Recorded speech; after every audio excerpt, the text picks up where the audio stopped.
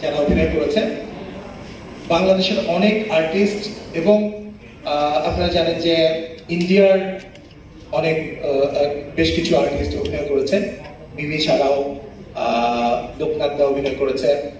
তো এটা একটা ওয়ান্ডারফুল জার্নি আমাদের জন্য, যে বাংলাদেশি, পিওরলি বাংলাদেশি একটা সিনেমায় আমরা এই দুই বাংলার আর্টিস্টদেরকে একসাথে করেছি এবং সিনেমাটা একটা বড় জায়গায় নিয়ে যাওয়ার চেষ্টা করেছি।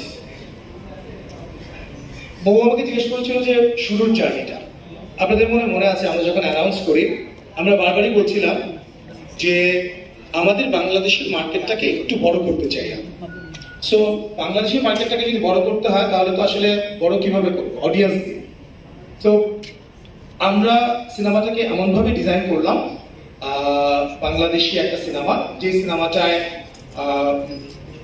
বিভিন্ন পার্টনাররা যুক্ত হলো এবং আমরা চেয়েছি যে সারা পৃথিবীতে প্রায় 36 কোটি বাঙালি, 36 কোটি বাংলা ভাষাভাষী সবার কাছে যদি আমরা একটা সিনেমা পৌঁছে দিতে পারি এবং এমনভাবে একটা সিনেমা ডিজাইন করা যায় যে সেখানে আমরা সব ধরনের দর্শককে হাজির করি। দেখেন, এখানে যারা যারা যুক্ত হয়েছে প্রত্যেকের আলাদা আলাদা দর্শক আছে। শাকিব ভাই কথা তো আর বলবার কিছু নেই।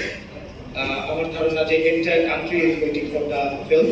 আর মাত্র 4 দিন পর ঈদুল আজহায় আমাদের এই সিনেমাটা মুক্তি পেতে যাচ্ছে বাংলাদেশে এবং ওয়ার্ল্ড ওয়াইডে মুক্তি পাবে খুব তাড়াতাড়ি, সেটার ডেটও আমরা জানিয়ে দেব। তো আমরা আসলে সবাই খুবই এক্সাইটেড। আমার ধারণা যে আমি যতটুকু এক্সাইটেড, আমার এই সিনেমার প্রত্যেকটা টিম মেম্বার এক্সাইটেড এখানে যারা আছে। তো আমি সবাইকে ধন্যবাদ দিতে গিয়ে এবং এই শুরুর জার্নিটা বলতে গিয়ে আমি আসলে